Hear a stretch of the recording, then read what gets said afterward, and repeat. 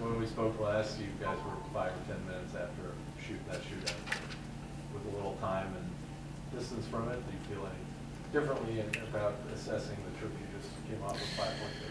Yeah, I mean, again, you still, when you have an opportunity to get 6, you want 6. But that being said, you look at the big picture and you're content with the 5. But we got to focus on what's in front of us tonight more than anything and get over our trip and move forward. And we got a really good hockey team here today who's dialed in, and we've got to make sure that there are no excuses. We got to come out ready to go from the drop of the puck, because it's going to be a long, long night tonight. 60 minutes of hard hockey.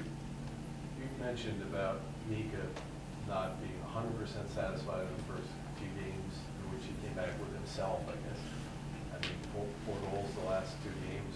Where have you been at with him since he's been back and recently?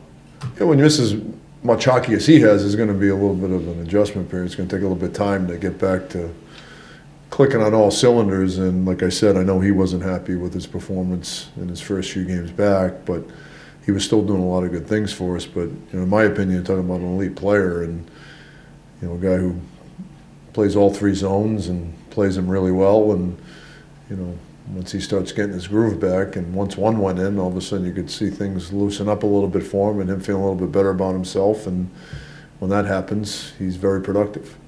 David, what does a trip like that do for the team in terms of bonding? Like, you guys really don't travel that much. What does a trip like that do?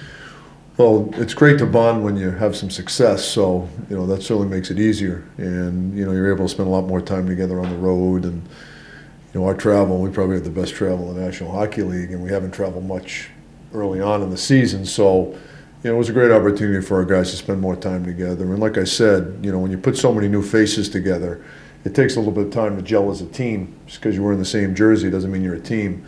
And I think we've really made great strides in those areas over the last 5 or 6 weeks.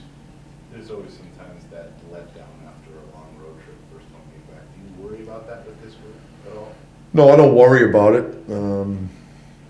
I think our guys, like I said, I think we've shown a lot of good signs over the last month of us doing the things we're going to need to do to have success. And one of the things I think we've done a good job of is moving forward. And, I think our guys got a day off yesterday and got some rest, and nobody feels sorry for anybody. Nobody cares about your schedule. Nobody cares how much sleep you got last night. Nobody cares how many games you played in 5 days or 6 days.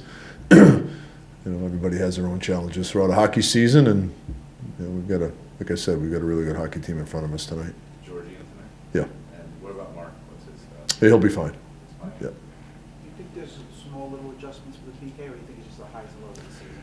Like I said after the game, we went 5 games without giving up one, and then you give up 2, and that seems to be our trend. I mean, we've it's a little bit frustrating, but I think that's also been a reflection in the microcosm of our team to a certain degree, and it's unfortunate.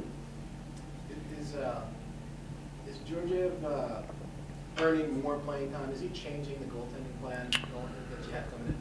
Well, we knew coming in we had 2 really good goalies, and I think it's been a little bit of a quirky situation the last few weeks because of Hank missing a couple of starts and Georgie playing really well, and things like that. But Georgie has, we felt really good about Georgie when the season ended last year, and we feel great about him right now. We feel great about Hank.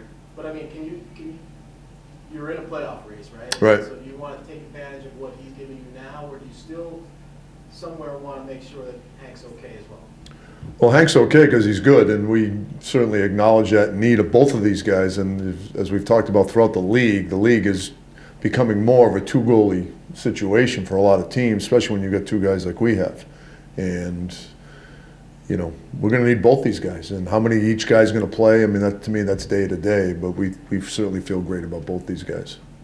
On that daily basis, I mean, what goes into the decision-making process when you're just picking out a game for each goalie? Is it matchups? Is it looking at the history? I mean, that plays a part in it for sure. And obviously, Hank's got a lot more history than Georgie does. So, that plays into it. We knew whoever played against Anaheim wasn't going to play tonight, so that played a little bit of role in it too. So, there's a lot. It's schedule driven a lot of times, but more than anything, it's play driven.